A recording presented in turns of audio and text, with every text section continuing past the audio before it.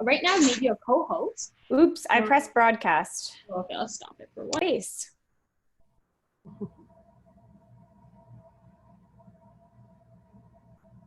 Kelowna, oh, amazing. Oh, I love it. We have people from all across the country. Sunny, calm, and beautiful. Betty, that is not how I would describe today here, but I'm glad that your day is going well. It's been warmer, at least in Ontario. I think everyone was envious of the BC weather last week when it was about -1 and snowing in May.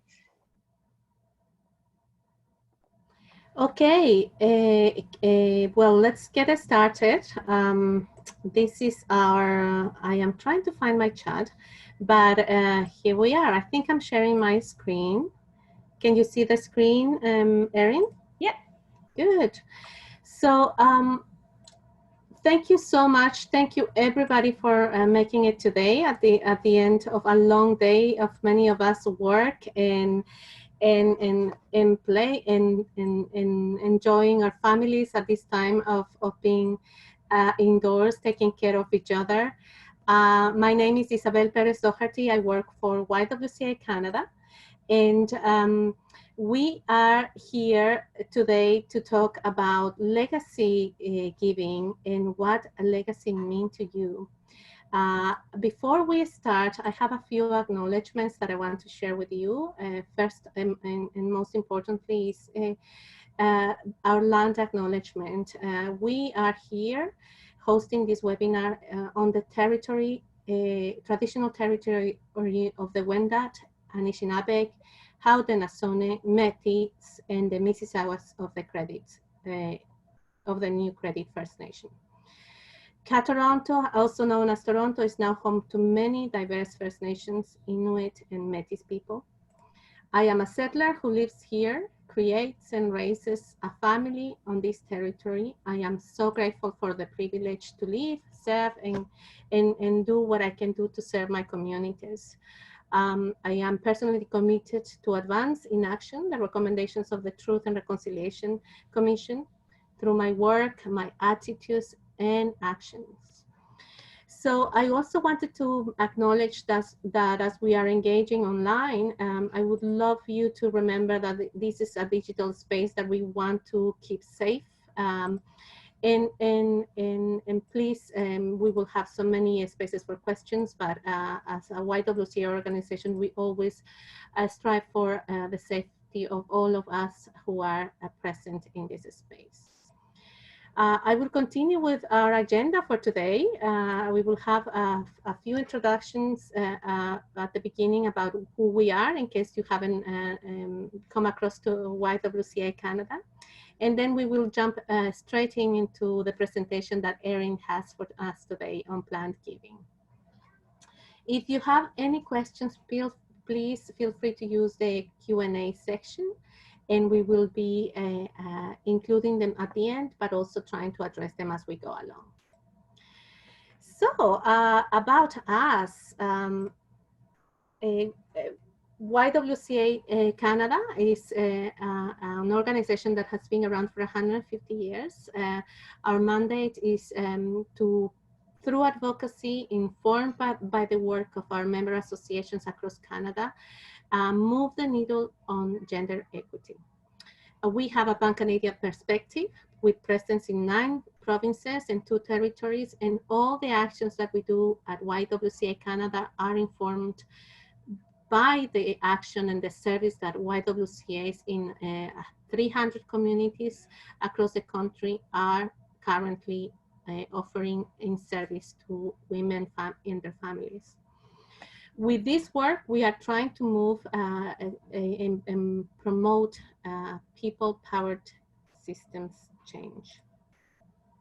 So here I'm gonna ask you to take some time and please help us by answering this poll so we can take a temperature of the room.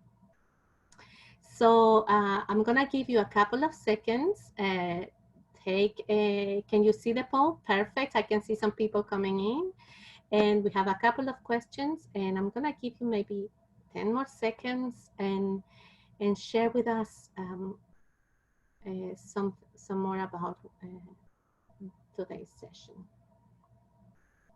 Okay, perfect. Any other votes coming in? Yes. Okay, so I'm gonna end the poll now. Yeah. Perfect. So can you see, I'm gonna share the results so you can have an idea of what you've responded as a group. Yes, do you plan to leave a legacy for a charity? 45%. Do you have a will? Yes, a lot of us don't. So I am very interested in the content of this presentation. So I'm gonna close that now and continue with the presentation. So why did we organize this webinar? As part of the work that YWCA Canada has been doing, we rely greatly on the generosity and the visionary investment of many, many people. In 150 years that we have been doing this work, it has been only possible through the generosity of many people that have left their wills and their legacy gifts to the organization. What they have been able to accomplish with their gifts. YWCA Canada has been at the forefront of the movement to fight gender-based violence, build affordable housing, and advocate for workplace equity. For 150 years, we have stewarded our legacy makers' assets to serve our communities and women in their journey to stability and safety.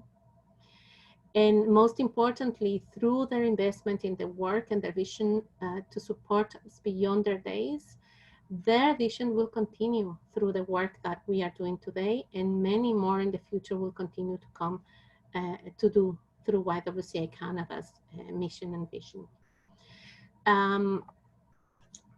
We've had a couple of conversations with a few of our donors, and I just wanted to share with you what do they say that they think they have, what has motivated them around leaving a legacy. And I want to read this for you so we can start questioning and thinking about this very deep conversation.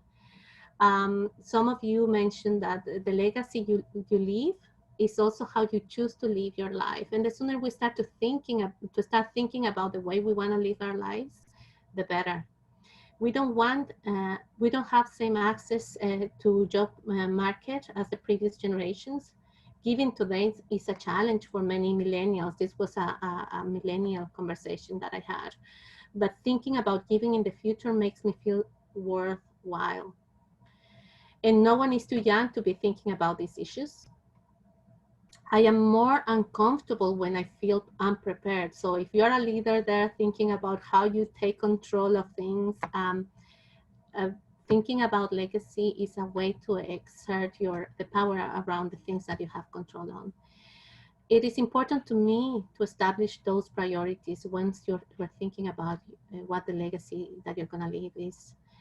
And another comment was, having YWCA as one of my plan-giving beneficiaries makes me feel that my personal vision will continue beyond my days. And the final one, I see that I am able to help in a small way. Oh, there's a couple more. They were so good that I needed to share them with you all. These conversations about legacy giving are difficult, but are caring and loving conversations. Discussing with my siblings about caring arrangements for our parents makes me feel less scared and supported. I reached out to older friends when I was looking around leaving a legacy, and having intergenerational friendships is so important, so helpful in this process. So those were a couple of comments that I wanted to say as an introduction for you to think about considering leaving a legacy for a charity to YWCA Canada, and that's as far as I'm going to go. I'm going to pass it to Erin so she can answer all the questions that are more technical around will making. Thank you. Wonderful. Well, thank you, Isabel. I really appreciate the intro and for you having me today. I'm really excited to be here. And if anyone can't hear me at any time, or if there's any issues, just pop a note into the chat. And of course, I would be happy to answer any questions as we go. So please do let me know if you have questions as we're running through. I will keep an eye on the Q&A. And I'll also pause after some of these sections just to see if there are any questions. While I'm not happy to see the number of people who don't have wills, the only reason that does make me happy is because I feel like hopefully I'll be able to add some value today. And my goal, of course, is to be informative, but also entertaining. So hopefully you enjoy the session and I can get to all of the questions as we go through. So I'm going to get started. First, I'll just tell you a little bit about me. So my name is Erin Bury. I am the co-founder and CEO at Willful, and we're an online estate planning company that is partnered with YWCA to make it easy for Canadians to create their will and power of attorney documents online. I started the company 3 years ago with my husband, who's pictured here, and really it was based on a few personal experiences, like most great businesses are. Kevin's uncle passed away suddenly, and while he had been married for over 40 years, he had never discussed end-of-life planning with his wife or with his family. So Kevin and his relatives were really left, scrambling to execute on his wishes while grieving, and they had so many unanswered questions. And if you've ever had a relative pass away, maybe they did have a will, maybe they didn't, but there often are a lot of unanswered questions because we don't always talk about these things while we still have the opportunity. So that was kind of the first spark of inspiration that made him think, why don't we plan for these things? And why aren't we actually, more prepared? And why aren't we using online tools to make this easier? At that time, we were using tools like, Willful and other digital tools. And so that was where the spark of inspiration came from. And then Kevin had a couple other experiences. He had septic arthritis in his foot and was in the hospital for a week. And he was in a 16-car pileup and performed life-saving measures on someone. And, he kind of just looked up at the sky and said, okay, the universe is telling me something. I need to be pursuing a business in this space. So he decided to launch a company that made it easier for Canadians to prepare and plan for their own passing. And that's really where Willful came from. But today I'm not going to, give you a sales pitch or talk about the company. I'm going to talk a little bit more about estate planning in general, because it's a topic that we don't always, know a lot about. And based on the poll results, I think there's probably some value in just going through some of the basics. And of course, I'm going to talk as well about the legacy giving side of it and how that works and things that you might want to consider. And again, if you have any questions, please do pop them into the chat. I'll be keeping an eye on it to make sure that I'm addressing everything. So really the problem that exists with estate planning is that we really aren't thinking about or talking about our legacy. Our research shows that 57% of Canadian adults don't have a will, and 89% of millennials don't have a will. So it's definitely a trend that the older you are, the more likely that you are to think about these things. And of those people who do have wills, 1 in 10 are out of date. And that was actually something that came through on the poll results. We really saw that even if you do have a will, oftentimes it's been sitting in a filing cabinet for 5, 10, 20 years, and you may have gone through a life change that would require you to change it or update it. So for example, getting married or getting divorced or moving to a new province, or maybe having a child that you'd like to add in. So the majority of us really haven't put a plan in place. So if you're one of those people who said no, don't worry, you are not alone, and it's very common. And the reasons that you don't have a will are probably pretty similar to these reasons that we hear all the time. Number one, it can be really expensive to create an estate plan, especially if you're visiting a lawyer, and especially if you live in a big city where the rates for even a simple will can run upwards of $1,000. It can be inconvenient, not only to prioritize conversations with your loved ones about these things, but also to make appointments to go in and get these things done. And of course, as I'm sure everyone agrees, it can be uncomfortable to think about our own mortality. I talk about this stuff all day long, and I think I might have become a little bit desensitized to it, but in general, it is really uncomfortable to think about our own passing, even though we know it's just a part of life.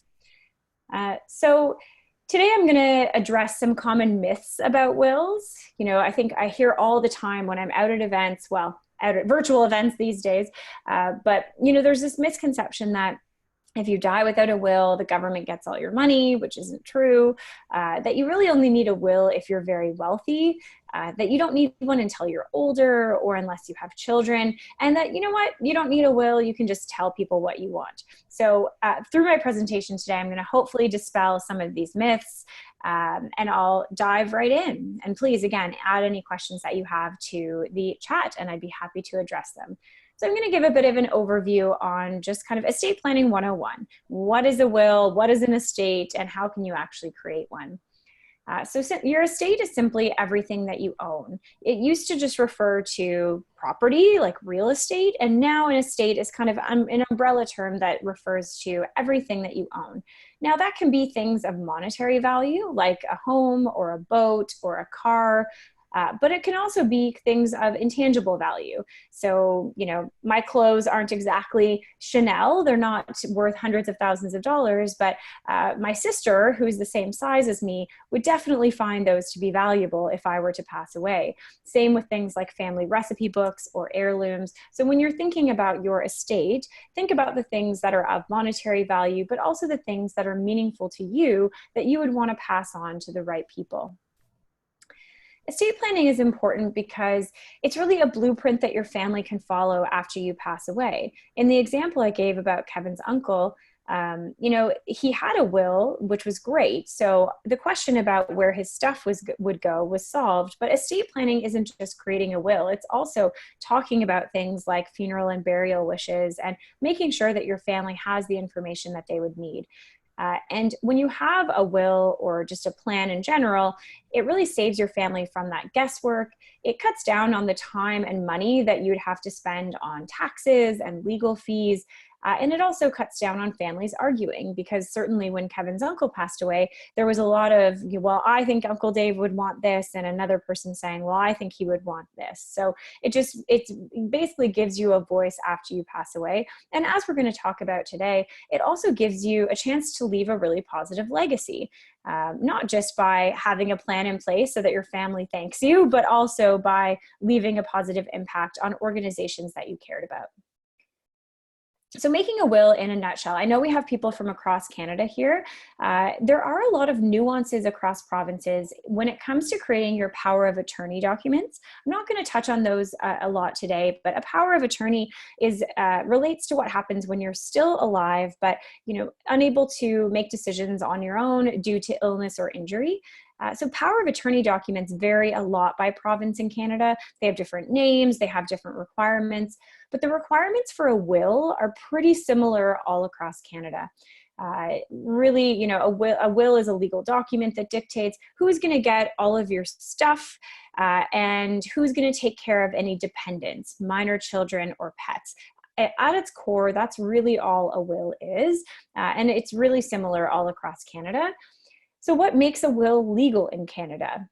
Well, first of all, it has to be written by you in sound mind, which is debatable for a lot of us right now, being at home during this time. But if you have Alzheimer's, then you wouldn't necessarily be able to say that you were of sound mind when you wrote your will. And you also can't create a will for someone else. So I know, as an older millennial who has been, peer pressuring my parents to get their stuff in order for a while, they have to do it themselves. I can't create a will for them.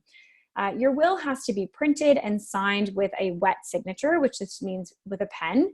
And it has to be signed in the presence of two people who don't benefit from your estate, who also sign the will as well. So essentially, it's saying, we want two people to be there to say that you weren't under duress, that you made this will on your own. And the reason that the witnesses shouldn't benefit from your estate is that they should be impartial people. So if you're leaving everything to your adult children, those children and their spouses are not going to be able to witness that will. Now, I do have a note here about some of the rules that have come into play because of COVID. I'll speak to those a little bit later, but suffice to say that as long as you follow these rules, with some opportunity for virtual witnessing during COVID, which I'll speak about in a little bit, you have a legally binding will. So a lot of people say, oh, well, I have to visit a lawyer to make a will. You can absolutely visit a lawyer, and you should if you have complexity to your case or you just want custom legal advice. But there are multiple ways to create a will. The first way is obviously visiting a more traditional lawyer. They're going to be able to add in as much customization as you need. They're going to be able to give you advice that's very specific to your situation. And obviously they do charge a little bit more. You can use an online platform like Willful. There are several platforms like us out there. In our case, we work with estate lawyers in each province, and they draft the legal content on our platform. And essentially think of it like TurboTax for estate planning, where you're answering a series of questions and your answers are built into documents that are customized for you, and then you print and sign them as you would with a will from a lawyer. But there's less customization and not the ability to handle as complex cases as someone like a lawyer could. In every province but BC, there is what's called a holograph will, which is essentially you just taking a pen and writing a will on a piece of paper. It doesn't have to, it's the only type of will that does not have to be witnessed by two people, and it's absolutely legally valid. In fact, I saw that we had someone from Saskatchewan in here. There's an interesting case from Saskatchewan where unfortunately a gentleman was crushed by his tractor. He's a farmer, and he actually scratched his will into the side of his tractor with a pocket knife, and it was held up in court. So that was a legally valid holograph will that he created. Now, this is not valid in BC, so if you're listening from BC, that's not going to be an option that you want to undertake. And obviously this option is free. It's the cheapest of all the options. But if you're not someone that's familiar with these things, it can be hard to know what you're actually supposed to be writing down on that piece of paper. And the final option is one of the will kits that you can download from the government in your province or that you can buy from somewhere like Staples. Very affordable, probably the cheapest after doing a holograph will. And I call them Mad Libs for estate planning. They're very fill in the blank. They're not very customized. But they're definitely a viable option. So those are kind of the options that you have when you're thinking about getting your will done, or maybe updating that will that you have from several years ago. And so what happens if you pass away without a will? Well, there's a fancy word for it. It's called intestate. And the myth that is that the government gets all your money if you pass away without a will. That's not true. In fact, what happens is your assets are distributed according to a default set of rules in your province. So in Ontario, for example, if you passed away without a will, the first $200,000 of your estate would go to a spouse, the next $200,000 would go to a child, and kind of goes down the list of all your relatives until finally, you know, if they can't find anyone else, then it would go to your second cousin once removed. But the key there is that you don't have a lot of control. So, you don't get to say, I want my stuff to go to X, Y, and Z people. The prescribed rules in your province are going to dictate that. And that default may vary from your wishes. In fact, it's very rare that it matches up exactly with what you would want to happen. It also means if you're a parent of a minor child, it means that the court is going to decide who the guardian for those children will be. So one of the benefits to creating your will, and I'll talk about this in a little bit, is being able to assign a guardian for minor children. So in this case, you wouldn't have control over that. And it also just takes a lot longer. On a good day, it can take 16 to 22 months to wrap up an estate, even if you have a simple situation, which seems a little bit crazy, but it's just a lot of work to sell assets and close down accounts. If you don't have a will, it can just take that much longer because they have to have a court-appointed person who acts as your executor, and it just kind of makes the process a bit more drawn out. So that's really the benefit to having a will, is that not only do you have the peace of mind that your voice will be heard, but you have control over these things. So what are the key elements of a will? What are you actually sitting down to do? I get a lot of questions from people that say, oh, I have to pull all my financial statements. I have to calculate my net worth. And in reality, your will doesn't require you to sit down and say how much you're worth, and it doesn't require you to list out all your assets. What you're doing in your will is you're just assigning a few key roles to people, and you're deciding how you want your assets at the time of your passing to be distributed to friends, family members, and organizations like YWCA Canada, if you so choose. So the first step in creating a will is choosing an executor. An executor is essentially the person who's going to execute the wishes in your will. They're going to act on your behalf to make sure that all of the decisions that you've put in your will come to fruition. So they're going to pay off any debts associated with your name. I have good news and bad news about debt. The good news is that you can't pass on debt to family members. The bad news is that it doesn't disappear when you pass away. You do have to pay it off out of your estate, but you can't pass it on to anyone unless you hold that debt jointly. So if you own a home with your spouse, you have a mortgage together and you pass away, unfortunately, your spouse still has to pay that mortgage. They're going to pay your final tax return because, you know, the tax man doesn't go away just because you've passed away. And then they're also going to distribute your estate. So based on what you've decided in your will, they're going to, you know, give out your gifts or things like that. So, you know, typically you're choosing a spouse, a family member, a friend, and you can also pick a corporate executor. So, you know, this is, again, a job that involves a lot of work. It can be hundreds of hours. It can take years. So if you don't have a family member or friend who has the capacity or who's very organized, you can always assign a corporate executor. And that's someone who's a professional that does this all the time. And essentially they'll just take a percentage of your estate as payment for their work. The other thing that you can do is assign backups for that role. So you're going to assign your executor, and then you're going to put substitutes, because at the time that you pass away, it could be that your executor has passed away before you, or it might be that they've moved to Australia and they just don't have the capacity to be able to do that role anymore. So putting backups in place is a really great way to ensure that, you know, you still have someone in place and the courts don't have to appoint that person for you. I do see a question in Q&A here. I'm going to address that one just at the end of this section, but don't worry, I do see it, and feel free to pop any more questions into the Q&A section or into the chat. The next thing you're going to do after appointing your executor is you're going to choose beneficiaries. These are the people who are going to receive the things that you've accumulated throughout your lifetime. And I'm going to talk a little bit about individuals and how you can make gifts to them, as well as organizations. And again, it's not just giving your money or your property, it's also passing on sentimental assets as well.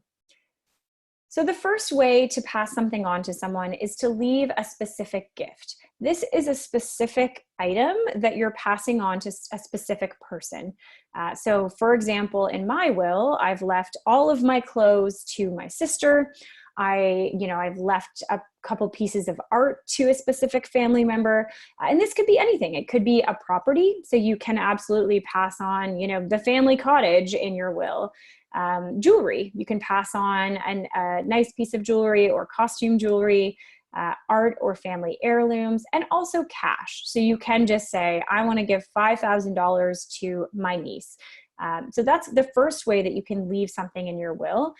And that's where legacy gifts start to come into play. So I'll talk a little bit about legacy gifts now, since I know that's really the focus of what we're talking about today.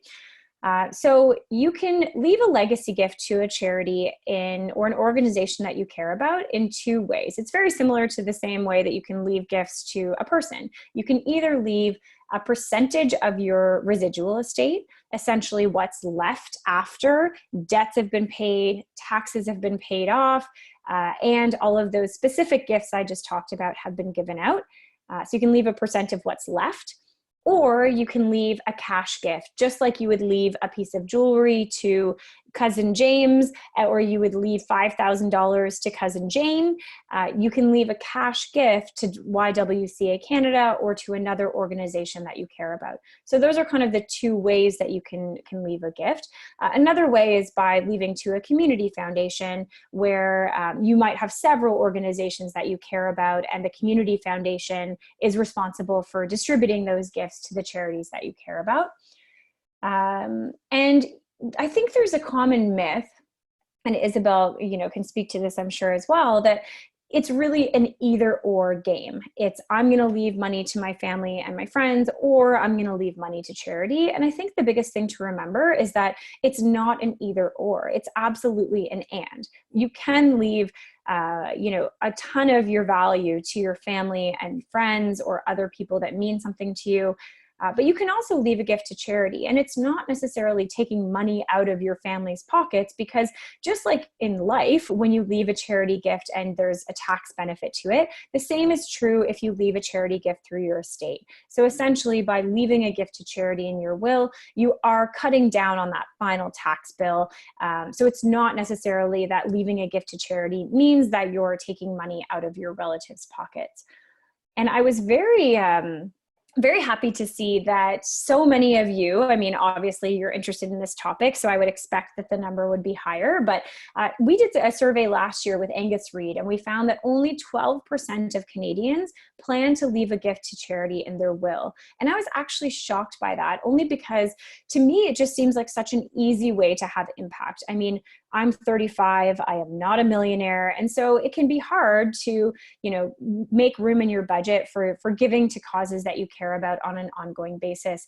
And even with things like volunteering during times like this, it's really sometimes even difficult to volunteer, whether because you don't have enough time or because you actually can't go in person to volunteer right now. So to me, legacy giving has always been a really easy way to have a positive impact after you pass away.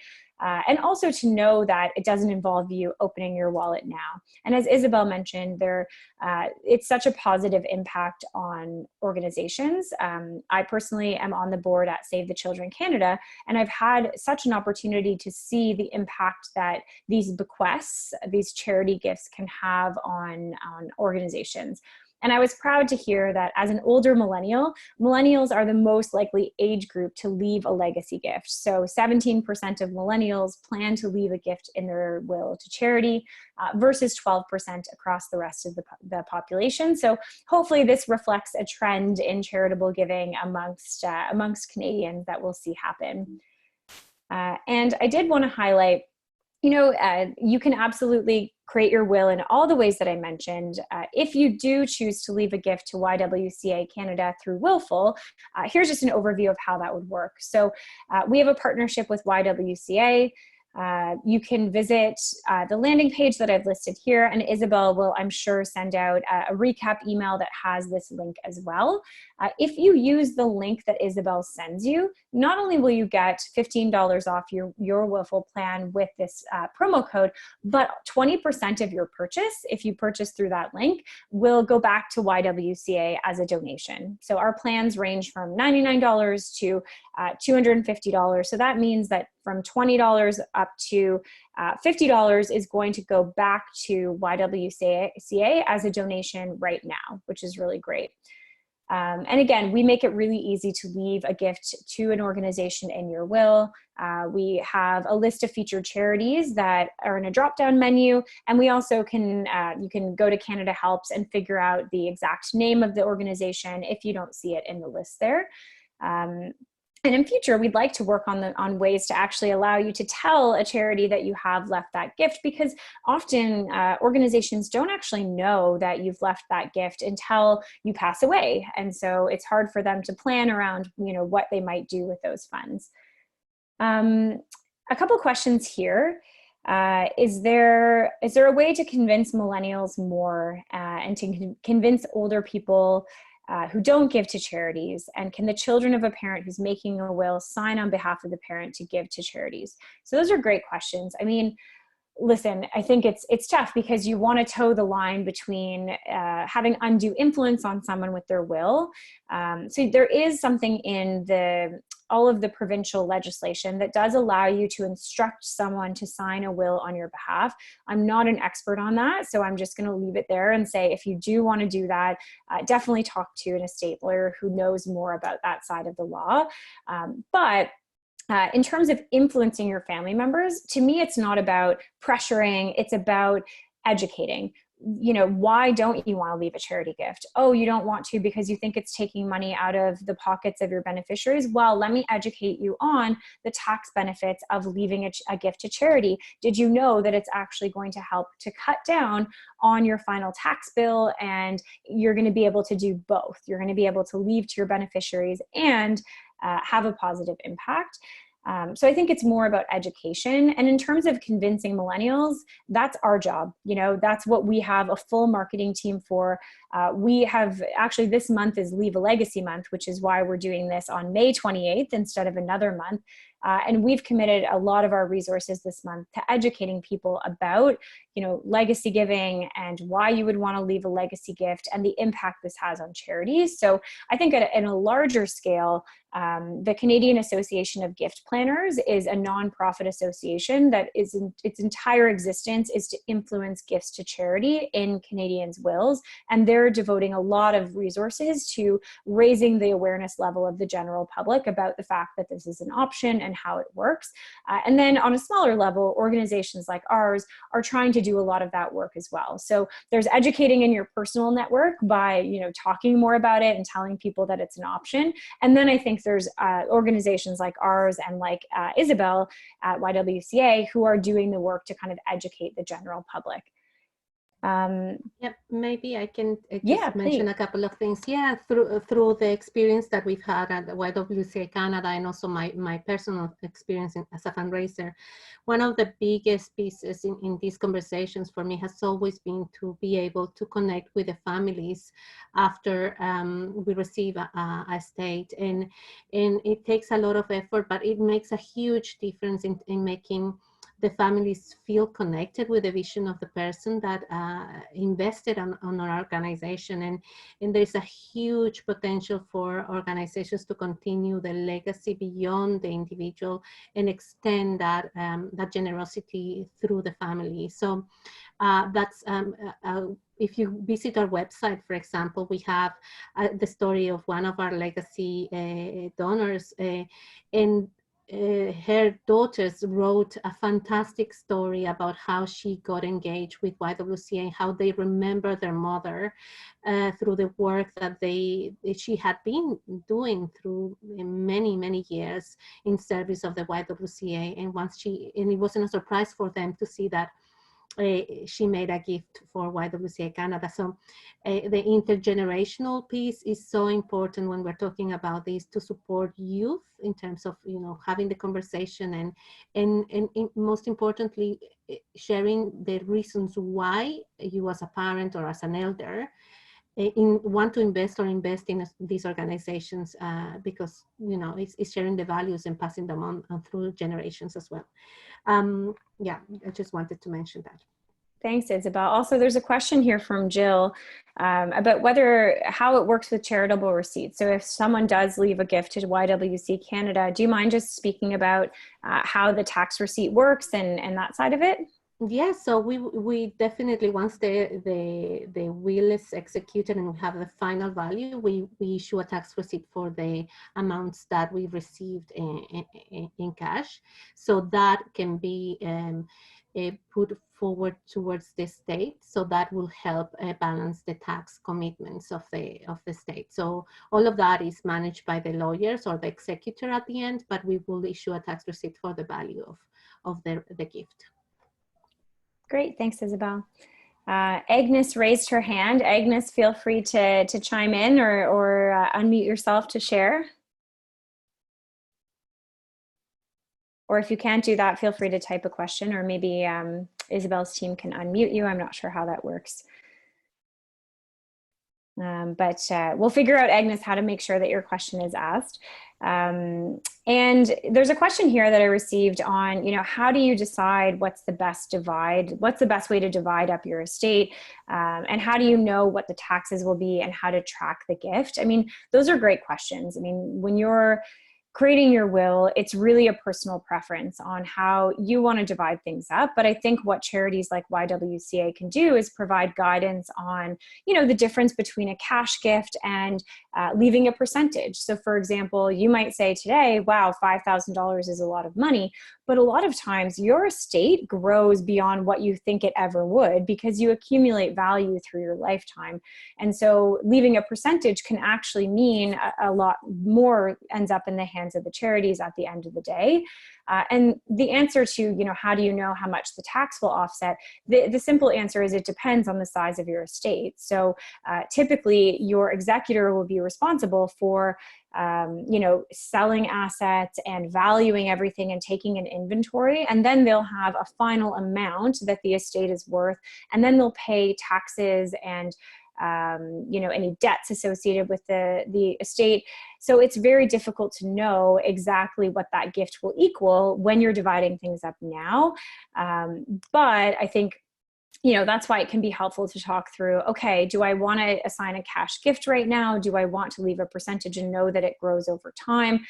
Who else am I trying to leave things to, and how can I balance it? So again, that's something that I think, Isabel's team can help with, or someone like us can help with, just general advice. And then if you want someone to get really structured legal advice for their situation on it, that's when you'd want to visit a lawyer.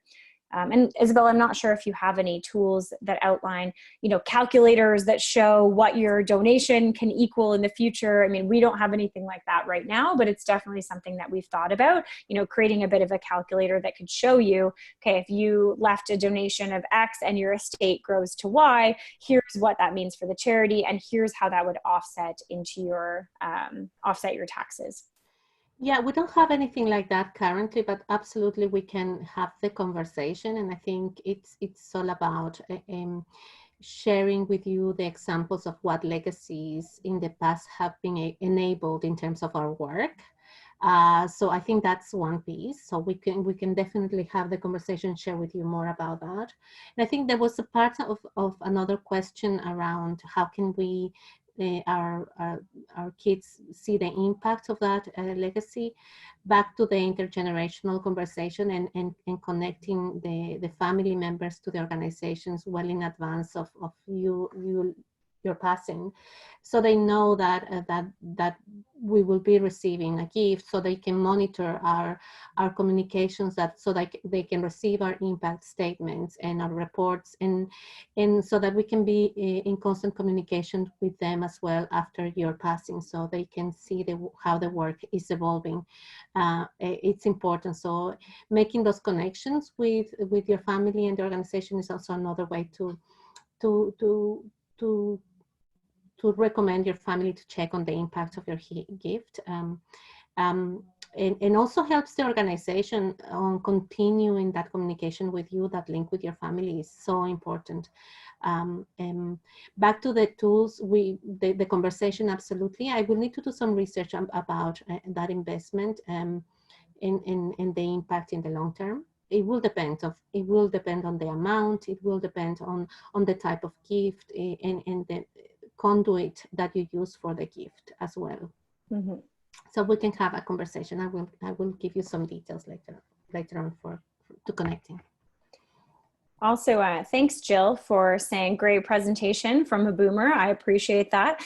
I wanted to get to Rana's question here. How does one leave a recurring gift? So for example, if you wanted to institute a small annual scholarship for an educational institution, so there are a few ways to do this now. I'm not sure if this is an exhaustive list, just because I don't specialize on the legacy giving side of it in terms of all of the various vehicles. So Isabel can correct me if I'm wrong, but you could either leave instructions to the executor in your will, because your executor is the one who's essentially holding those funds in trust and distributing them. You could advise that you would like it paid out over a series of several years. You could create a special trust while you're still alive that holds that money and essentially says, upon my passing, pay out, X amount per year. Or you could use something like a community foundation, which I mentioned earlier, which essentially just acts as an administrator of your trust and would pay that out over time. I believe that a community foundation could do that. I'm not 100% sure. So that's probably a few ways to think about it. And you may want to speak to a lawyer just about whether it would be sufficient to add that language into the will, and if the executor would just be able to do it that way, or whether there'd need to be a more specific trust that would be set up for that. Okay, so thank you for the questions. I'm just reviewing here. Agnes, I think you're unmuted if you do want to ask your question.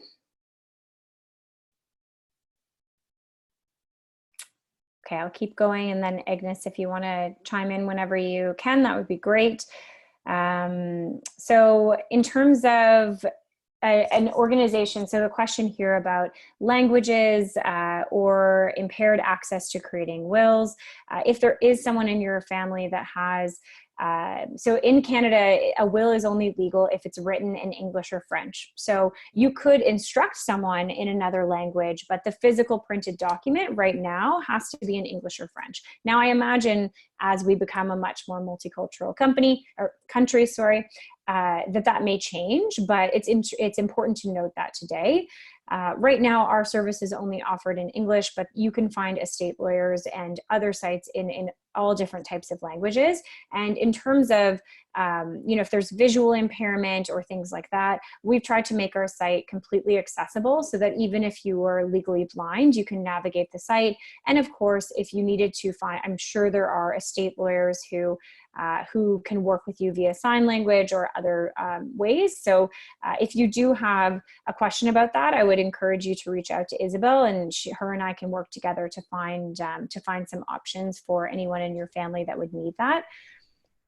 Someone here has a question about will fraud. Are there any tips to avoid will fraud, especially if you can't hire someone? So it's a great question. I should note that while I talked about what makes a will legally valid, any will can be contested in the courts. If someone thinks that they have a claim to your estate, you told them at a bar 20 years ago you were going to give them your car or whatever, anyone can make a claim to the courts. And it's up to the courts to look at all of the evidence and to determine what your intention was. You're called the testator. What was the testator's intention, and what evidence is there to support that person's claim? So what they're going to do is they're going to look at things like your will. Your will is obviously the best evidence of your intentions, but they're also going to, look for emails or any other records that say, I told that person that I would give them my car. They're going to call witnesses. So those two witnesses to your will are going to be a really great way for them to say, no, I was there, and yeah, he didn't say anything about giving a car to Joe, and I have no idea what they're talking about. So the best thing that you can do to avoid will fraud is, and again, I'm not an estate lawyer, so I do want to make sure you know that may be a question for a lawyer. Working with a lawyer is a way to avoid will fraud. A lawyer will be able to make notes on your file. They know exactly what to watch out for with will fraud, and they definitely be more helpful. Now, to your point, if you're not able to afford to hire someone, you should definitely contact the legal aid organization in your province, because there are often resources that are free or close to free if you're not able to afford a traditional lawyer. And the other thing that you can do is just make sure that you talk about your intentions. Talk to your family or your executor. Tell them why you're leaving someone out or why you might be doing something in a certain way, so that they're aware of it, and so that if they ever have to speak for you or go in front of the court after you pass away, that they'll be able to do that. So first tip is definitely work with a lawyer if you think that there's any sense that someone might contest your will, or that there might be someone, who pretends that the document isn't fair, or whatever you think the fraud might be. And then the second thing is just make sure you talk to your executor and your witnesses and make sure that they know your wishes. So hopefully that helps.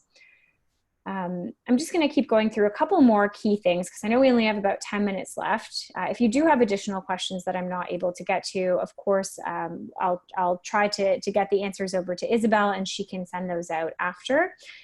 Betty, thank you so much. I'm glad that the content has been helpful. Thank you. Okay, so going back to this, so the other thing you can do in your will, so outside of just leaving a percentage of your estate, of your assets, and leaving specific gifts to either individuals or charities, you can also make a plan for your children. So if you do have minor children, you can choose a guardian to care for them. Usually this is going to be a family member or a close friend, someone that you would trust in that role. And the key, just like your executor, you should talk to them first. This is a big job. Not everyone wants to become an instant parent. So talk to them first. And if someone is asking you to be a guardian in their will, make sure that you think about that too, because it is a big job. Now, you're also going to be able to plan for what age your children receive money in your will. So let's say, for example, you passed away without a will and you had a child that was 4 years old. They would receive that inheritance when they turn the age of majority, which is 18 in most provinces. Your will allows you to stipulate that they might not receive that until age 21 or 25. And that can be helpful because I don't know about you, but when I was 18 years old, I definitely would not have done responsible things with a large sum of money. So it's just a way to make sure that, you know, your children may not have access to that money until they're a little bit more mature. And the other thing that's important too is that your will has those details, you know, who would take care of the child, when would they receive that money. It doesn't talk about the upbringing that you would want for those children. So I know it's tough to think about, you know, if I weren't around, what my children's life would be like, but have the conversation with your guardian, do it over wine if you need to, whatever makes you comfortable, but talk to them about the upbringing that you would want for your child. And just moving on here. This is my favorite slide because it has a photo of a dog. You know, a lot of millennials, you know, 23, 25-year-olds, they'll say, well, you know what, I don't have a lot of assets. I don't have a child, but I'll always ask them, well, do you have a pet? Because a lot of millennials are, you know, getting pets and treating them like they're actual babies, even though they're only fur babies. And only about 6% of people have actually planned for their pets in their will. It's one of the top reasons that pets end up in shelters, unfortunately. So a great thing that you can do in your will is not only assign a guardian who will take care of that pet when you pass away, but you can also leave an amount of money for their care. Now, my mom has 2 horses. Horses are very expensive animals, so that's something that she's done in her will to make sure that the person that's taking care of those animals would actually be able to pay for their care and it wouldn't have to come out of their pocket or inconvenience them. And the final thing I just wanted to mention is really that a will is just the tip of the iceberg when it comes to estate planning. Once you have that legal document in place, you also want to have the conversations with your family about, you know, funeral and burial wishes. Do you want to be buried or cremated? Where would your ashes be stored? What type of funeral or celebration would you want? I know that I want more of a wake style celebration where there's lots of my favorite food, pizza. Maybe you want something very different. Your family won't know if you don't tell them. So have that conversation with them. And increasingly, we're thinking about things like our digital legacy. What happens to our social media footprint? Or how would my executor access my email account? So the key is really trying to provide that information to your executor or a key family member so that they can access your accounts, shut them down, post final social media posts, whatever you would prefer. And then also putting together any other important info for executors. Maybe that is Isabel's contact at YWCA because you know that you've left a gift to them. Maybe it's a list of key contacts like your financial planner, or just a copy of policies like a life insurance policy that you would want to make sure that your family or your executor found in the event something happens. And really what I always try to leave people with is that I know it's overwhelming to think about these things and that it's not always fun, but if you don't know these things, how do you expect your family to know? And if you don't tell them how to find that info or tell them what you want, how will they know? How to make sure that your legacy is lived out and is honored. So I'll quickly just, with the time we have left, I'll tell you a little bit more about Willful. I already talked a little bit about it, so I won't spend too much time on this. But really our goal is to give you a voice after you're gone by helping you create these legal documents in an affordable, convenient, and accessible way. So again, we worked with lawyers in each of our provinces. We guide you through a series of questions. You can then review, print, and sign your will, which is required by law in Canada. I did want to note that Ontario and British Columbia have passed emergency orders allowing for virtual witnessing of wills, so due to COVID. So what that means is that you can actually hop on a Zoom call with your 2 witnesses, one of whom is required to be a lawyer, only if you're virtual witnessing.